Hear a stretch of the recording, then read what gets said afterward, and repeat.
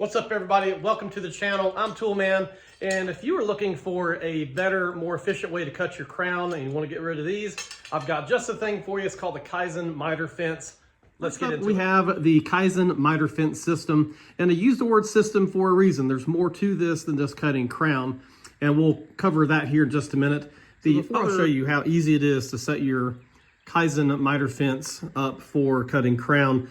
I think we'll go through what all the pieces are, what they do. Now, this is the Pro setup that I have, so it's going to come with some extra pieces. You got this clamp, which clamps on the extreme angle jig, which we'll talk about that in a little bit.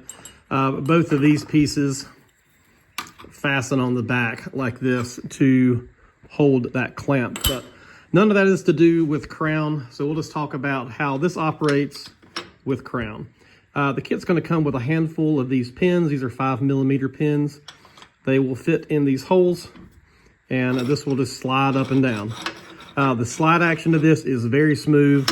There's no catching, binding, anything like that. Very smooth action. So what I do, I'm going to be using 5 1/4 crown. I'm going to lift this thing up high enough that I know the crown's going to bed below it, and then I'm just going to snug this up. So the same thing over here. This is going to be a little hard to do this with one hand, but we'll get it close. Okay, so what I'm ready to do now is put the crown in, bed it to where I want, and then I'll show you how easy this is to lock in place. Okay, we are ready to bed the crown, so upside down and backwards, as they say. So right now I've got this bedded where I want. Super simple. I'm going to reach behind here on the knob, loosen that. It's going to fall down in place. You just tighten it where it is. Same thing on this side, just falls right in place.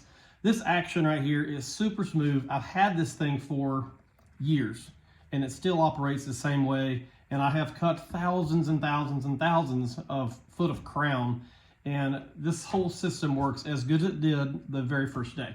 So we've got all this ready. We're cutting crown. Somebody comes up to you and they want to cut a piece of base.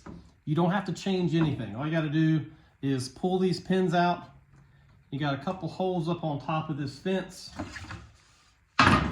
Take your baseboard, cut that, shoe mold, chair rail, whatever it is, cut it. Once that's out of the way, you're ready to go back cutting crown. You'll pull these pins out, put them right back where you were. And now you're ready to cut crown again. That is one of my favorite features of this setup. Not only will this allow you to cut crown faster and more accurately, it also allows you to use a jig called the extreme angle jig. And the way that works is you're going to loosen this up, pull that rail out, and slip this right in place. Just like that. Angle jig in place, what this allows you to do is cut past typical degrees like 60. This is the new saw, same thing, 60 degrees. But with this installed, we're already at 45, just like we have it. So we're going 45, 55, 65, 75, 85. We can already go all the way to 90-degree cuts. Those are pretty sharp. As much as I like this system, it does have a few cons, one of which is the weight. These are pretty thick pieces of aluminum, and they add some noticeable weight to the saw. For me, I don't care. I think it looks cool. I still like it. I don't like the weight, but it's one of those things I'm willing to deal with.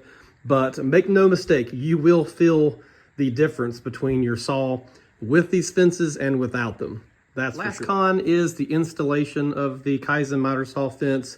It's not plug and play. You're going to be like me, and you're probably going to hate drilling holes through your existing fence, but that's the only way to mount these. So you're going to need a few extra tools. You're going to need a beveling bit. You're going to need to be able to drill through accurately your pilot holes for these screws. But other than that, it goes pretty quickly.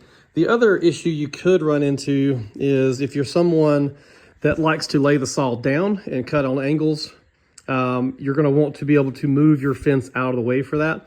Unfortunately, when you tighten all this down, you're actually tightening it to the part that's attached to your base. So whether you loosen that or not, it's not going to matter. You're not going to be able to move that.